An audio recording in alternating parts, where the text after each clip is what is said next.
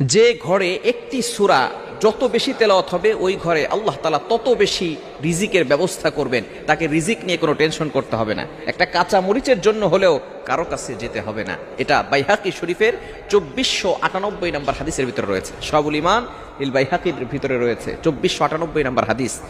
নবীজি সাল্লাল্লাহু আলাইহি ওয়াসাল্লামের সাহাবী হযরত ওসমান রাদিয়াল্লাহু তাআলা আনহু যখন খেলাফত আসলেন, যখন তার শাসনামল চলল, এমন সময় আব্দুল্লাহ ইবনে মাসউদ রাদিয়াল্লাহু তাআলা আনহু তিনি অসুস্থ হয়ে পড়লেন।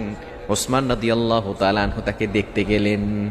আমরা অনেক সময় মানুষ অসুস্থ হয়ে গেলে দেখতে যাই না। এটা হচ্ছে নবী সাল্লাল্লাহু আলাইহি সাল্লামের আদর্শ, সাহাবায়ে কেরামদের আদর্শ। যখনই কোনো মানুষ অসুস্থ হয়ে যেতেন, আপনার সহপাঠী, আপনার প্রতিবেশী অসুস্থ হয়ে গেলে আপনি তাকে দেখতে যান, তার জন্য কিছু হাদিয়া নিয়ে যান। সে হয়তো অসহায় অবস্থা আছে, চিকিৎসা করাতে পারছে না, আপনি তার কাছে যাবেন। এটাই হচ্ছে সবচেয়ে উত্তম পদ্ধতি এবং এটা হচ্ছে সুন্নাহ পদ্ধতি। ওসমান রাদিয়াল্লাহু তাআলা আনহু আব্দুল্লাহ ইবনে